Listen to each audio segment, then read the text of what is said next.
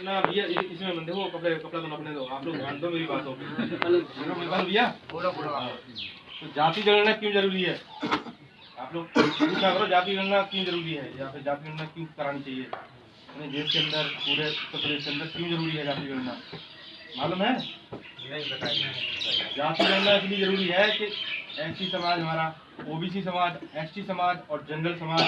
कितनी संख्या है इनकी सभी समाजों की सबके लिए है कि नहीं है बताइए जाति जनगणना किसी एक के लिए नहीं है ना कि हम कह रहे हैं कि साथियों की कराना नहीं सबकी देश के अंदर देश के अंदर ओबीसी समाज एससी समाज एसटी समाज और जनरल वाले कितने हैं ये जाति जनगणना में पता चल जाएगा। ये होनी थी 2021 में लेकिन कराई नहीं सरकार ने क्यों नहीं कराई ये आपको बताएंगे। जाति जनगणना से पता चलेगा कि कौन समाज कितना है और जो मतलब जो भारत को चलाने के लिए देश को चलाने के लिए जो सरकार में नौकरियां हैं प्राइवेट नौकरियां हैं ठेकेदारी पता चल जाएगी यही मालूम पड़ेगा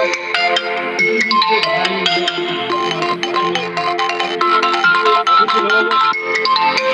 जो खाना है चाला लोग जो है ना चाला लोग की क्या पसंद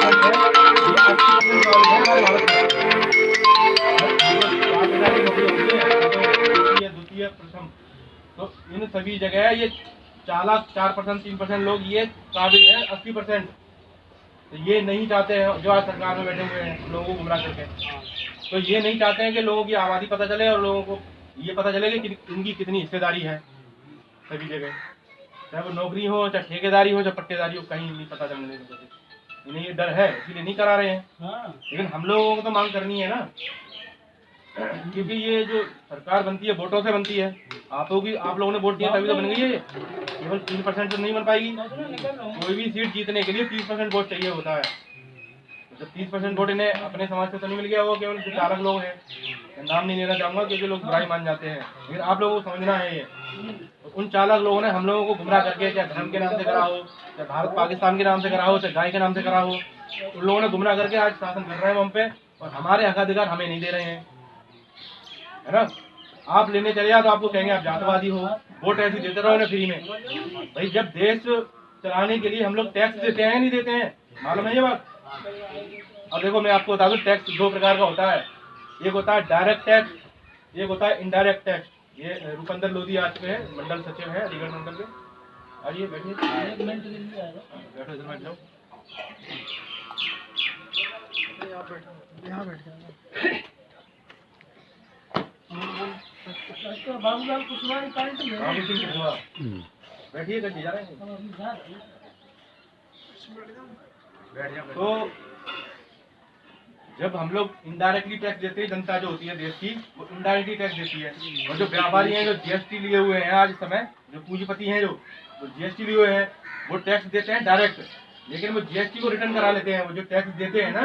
वो वापस करा लेते हैं। तो ये बताइए उनका तो वापस हो जाता है या इनडायरेक्टली टैक्स वापस आता है किसी का नहीं आता। तो देश किससे चल रहा है किससे चल रहा है भैया इनडायरेक्ट टैक्स से चल रहा है नहीं चल रहा है। तो आपकी जानकारी के लिए बता दूं 27 लाख करोड़ रुपए जाते हैं सालाना इस देश से इनडायरेक्टली टैक्स में और जो डायरेक्ट टैक्स देते हैं जो व्यापारी या पूंजीपति लोग 7 लाख करोड़ रुपए जाता है उसका सालाना। तो 27 लाख करोड़ ज्यादा है या 7 लाख ज्यादा है 7 लाख करोड़ ज्यादा है बताइए। तो देश 27 लाख करोड़ से चल रहा है क्योंकि वो तो अपना रिटर्न वापस ले लेते हैं जीएसटी के भर के है ना। तो अब देख लीजिए आप लोग देश चला रहे हैं और आपको हिस्सेदारी नहीं दे रहे हैं लोग और ऊपर से हम लोगों की शिक्षा खत्म करने में लगे पड़े हैं। महंगाई इस तरीके से बढ़ाए दे रहे हैं कि आज जो हमारे गांव में जो प्राइमरी स्कूल है क्या उनमें पूरी तरीके से ये बताइए पूरा है मतलब अध्यापक अगर 5वीं तक क्लास है तो 5 अध्यापक और एक प्रधानाचार्य मिला के 6-7 का स्टाफ है वहाँ पे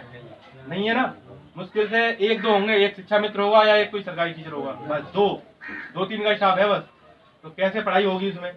तो कुल मिला के हमारे बच्चों की शिक्षा खत्म करने जा रहे हैं ये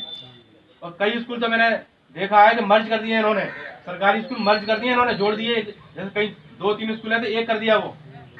तो क्यों कर रहे हैं ऐसा ये आपकी शिक्षा खत्म कर दे रहे हैं जिनमें किसान परिवार का मजदूर परिवार का बच्चा जा रहा है जब किसी समाज का हो वो